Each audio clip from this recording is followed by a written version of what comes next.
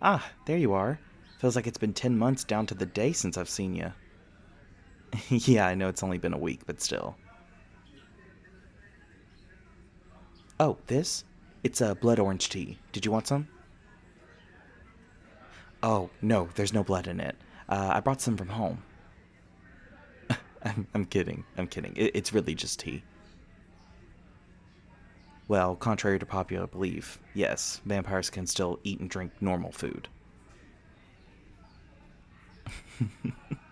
Don't worry about it. We still on for our little tour of the campus?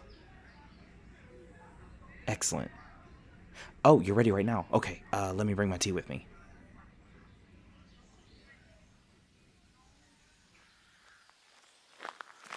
Okay, so as you know, there are 8 main buildings on campus, 5 of which are student halls. The 3 big ones in the middle of campus are meant for the student unions and staff. Those are also meant to symbolize the 3 sacrifices. So it makes like 8 buildings total. You don't know about the sacrifices? Oh, that's fine. I mean, you'll learn more about that in history class. I can help you check out some books from the library if you want. It's a really interesting story about how this whole place came to be. It's kind of sad, though, but I mean, doesn't take away from it being interesting.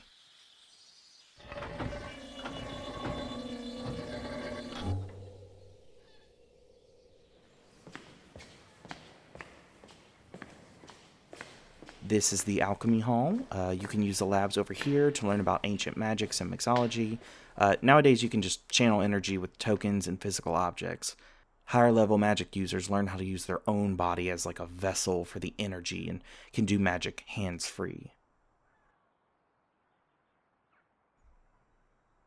Oh, yeah, some spells are really easy and you'll be able to master them before the next moon.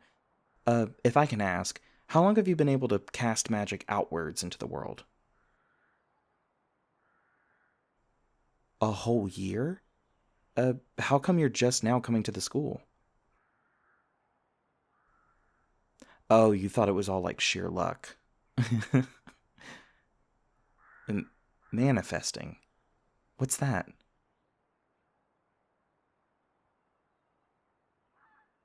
Oh, oh, ew, no, that doesn't exist. Yeah, some kids just really love to confuse privilege with magic. Like, no, Karen, you didn't manifest a new iPad and a job in the city. Your dad's a billionaire. I guess you could say I'm pretty salty about those kinds of mortals. I mean, they always make my cold skin crawl from the cringe. Want to move on to the lecture hall?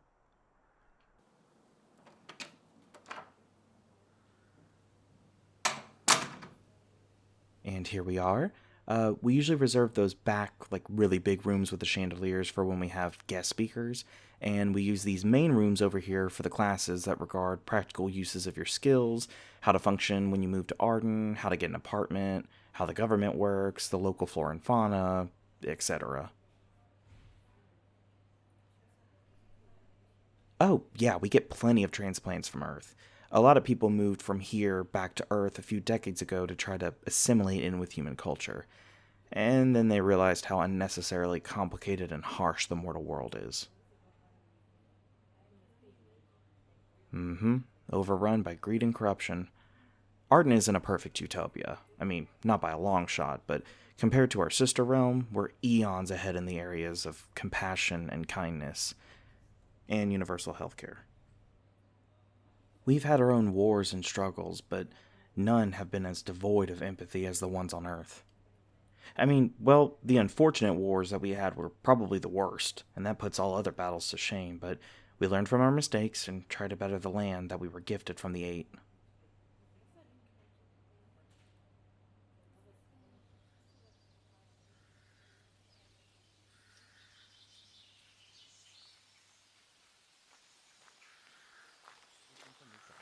I've been enveloped in its culture, and I have loved every moment of it. Oh, no, I wasn't born here. I mean, no mortal is anymore. But Arden isn't so much about where you were born, it's about who you are. Once I moved here, I was accepted and basically made to feel as if it's been my home from the start. I mean, it kinda has been. Oh, and this is where the Fae get to practice their flora magic. That's why there's so many weird colored flowers. Oh, yeah, don't mess with those glowing blue flowers. The staff is still trying to figure out if they're dangerous or not. Okay, so I'm not supposed to talk about other students, seeing as I'm becoming a professor, but I'm also technically still a student, so I can go ahead and tell you. There was this really weird kid that made them during a full moon. Yeah, I think he said it's supposed to heal all wounds and some other gibberish, and he was a little bit kooky, and they had to remove him because he kept enchanting all the statues. He kept giving them extra sets of ears. He just kept shouting about double ears or something like that. I know, right? That's what I'm saying. Sorry, by the way, about talking your ear off today. I didn't mean to go all history buff half the time on you. You don't mind? Well, aren't you as sweet as a printer cartridge? Yeah, in a weird way, it did actually taste extremely sweet. I'm never gonna live that down. God. Anyways, speaking of magic and Arden, yes, I'm changing the subject. I don't believe I've ever asked you, what brought you to Arden? Well, yeah, I can tell you're not quite human, but I didn't want to pry and be rude by guessing what you were. Oh, you're a magic halfling. Oh, how stunning. I knew there was something enchanted about you the moment I saw your eyes.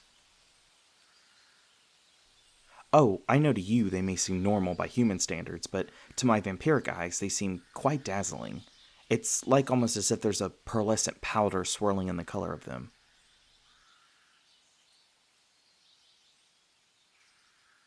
Well, to people like me, we can see the magic quite literally flowing through magic users. It's almost like a gentle glimmer that shifts and fades with an invisible light. It's difficult to see directly, but it's unmistakable.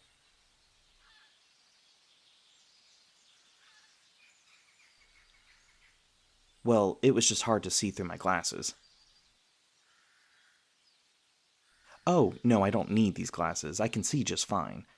I just find the nearly electric hue of my eyes to be kind of off putting to people around here. Oh, no, no one has made any rude remarks in the past decade, but even us immortals get self conscious. Oh, no, it isn't permanent. It's just more common than not for fresh blood such as myself to retain more human essence for a few decades after our transformation.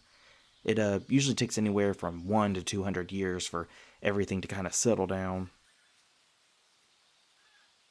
Well, when it comes to me, for instance, I had very pale blue eyes, so the shift was far more pronounced when they shifted to red. That and the accident. Oh, that's right. We just met. Um, I'm sorry. Forget I've said anything. Well, I don't wish to bring the mood of this very lovely evening down. Maybe next time I could elaborate. I I know you won't judge. I can hear your heartbeat, and I know you aren't scared, you're just curious. Um, to summarize and satiate your curiosity for now, I wasn't turned in the gentlest of manners. No, there wasn't an accident, per se. Um, Sometimes vampires can just be evil, like the occasional person. This one had somehow infiltrated the vampire community and decided I should be a part of it too. I was just the last one to know about this decision. I don't know much other than that. I mean, I've been told the full story by my peers, but yeah, I don't have much of a memory before becoming a vampire. I know I was human before, I can feel and sense that much, but I could only remember my name and my favorite place to go dance, but that was about it.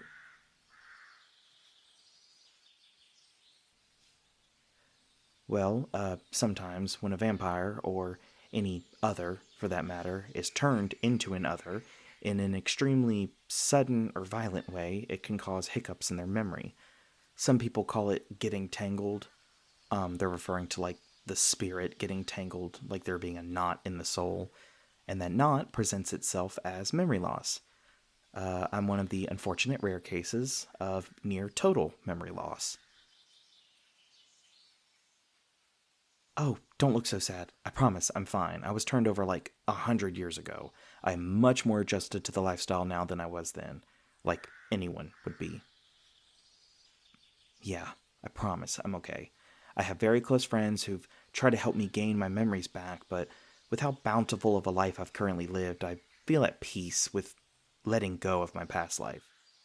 There's no need to dwell on the past, it'll only weigh you down. The story of my turning isn't a glamorous or happy one, so how about we just save this topic for a later time? Oh, you want to know about when I moved to Arden?